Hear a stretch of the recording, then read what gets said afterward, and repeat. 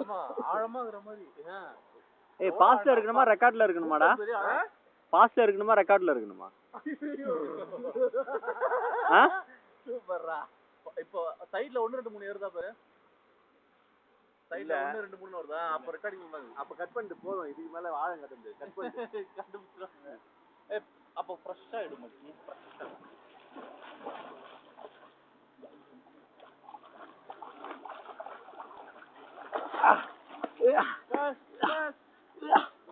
உனக்கு ஈத்துற போறான் காலை பிடிச்சி.